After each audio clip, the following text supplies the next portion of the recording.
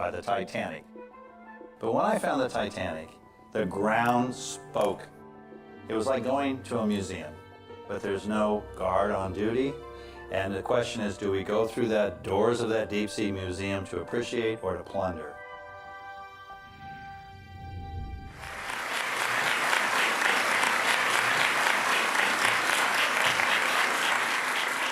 So I arrived at Woods Hole March 10, 1967, as a naval intelligence officer and assigned to this deep diving submarine, Alvin. And Alvin was my home for over 25 years. I spent many years of my life inside this little cocoon, diving to the ocean floor.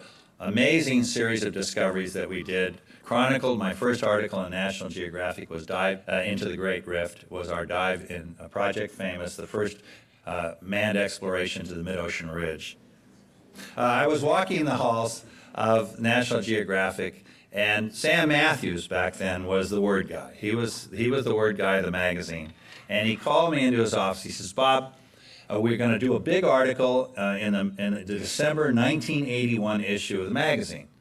And we've written the article, we don't need any help on that, but we want you to sit down with the art department and craft a piece of artwork of a way, your vision of the future. How do you really see us moving into the future?" And I had actually became convinced that it wasn't through a physical presence, wasn't through actually diving. I was spending all my time going up and down in a freezing elevator, just as Jim just did in Challenger Deep. I think it was 6 hours, whatever. He spent most of his time in an elevator. And I had spent most of my time in an elevator, and I became convinced that there was a new way of doing things. And this was the piece of artwork that I published in 1981. In the December issue. And the whole idea was to move away from using physical presence to a term I coined called telepresence. And the idea was that if I could replace my physical presence with my spirit and literally have an out-of-body experience and beam myself down, I could then beam myself into my vehicle systems, and then my vehicle systems didn't have to come up. And I would be able to work 24/7. So instead of a few hours on the bottom, I could spend 24 hours a day on the bottom. That cartoon became a real design system at Woods Hole called the Argo-Jason system. And we began developing this system during the Cold War because the Navy had interests not only in exploration and discovery, but in other kinds of programs.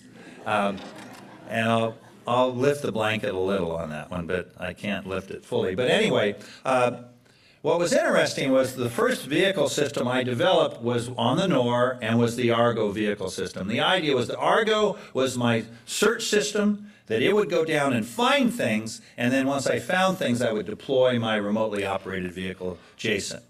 And my passion back then, early on, was to find the Titanic. The Titanic was a race was going on, our own Cold War race, in the three blue water oceanographic institutions at the time, the Woods Hole Oceanographic Institution, Scripps, and the Columbia University's Lamont Doherty. They were the three, what we call blue water oceanographic institutions that actually could go into the great deep ocean.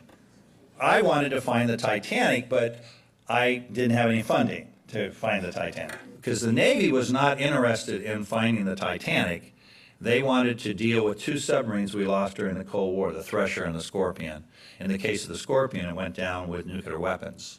And they wanted me to map those two sites and to find out what was going on down there, because they had two nuclear reactors.